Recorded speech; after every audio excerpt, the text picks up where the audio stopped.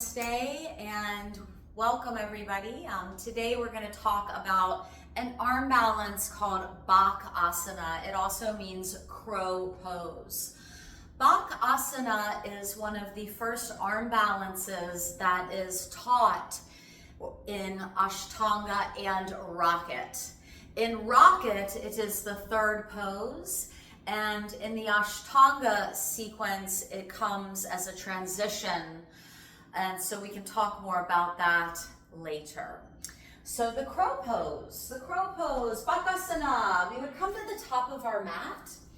And the first thing you want to do is you want to be able to get your hips open for the pose. So my feet are as wide as my mat and I'm going to squat down, okay? And then sometimes I'll instruct to shift right to left to open up the pelvis, to open up the hips. And then we want to spread the fingers. This is very important.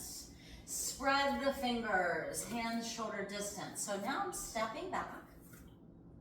My toes are angled out a little bit, and I'm going to raise up to my tippy toes, my tippy toes.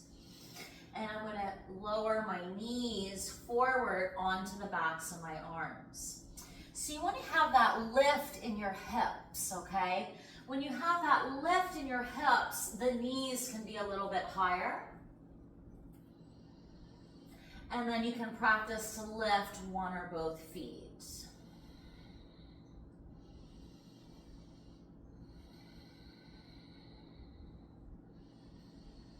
Good, pull the feet up, press into the hands. Good. There's other variations where you can straighten your arms.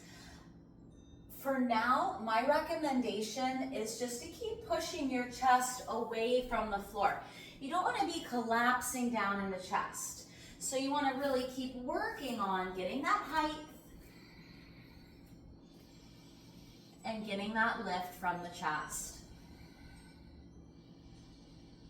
As my navel pulls in, my back domes. Eventually we jump back into chaturanga. And this is the vinyasa, upward facing, downward facing. Lengthening the spine.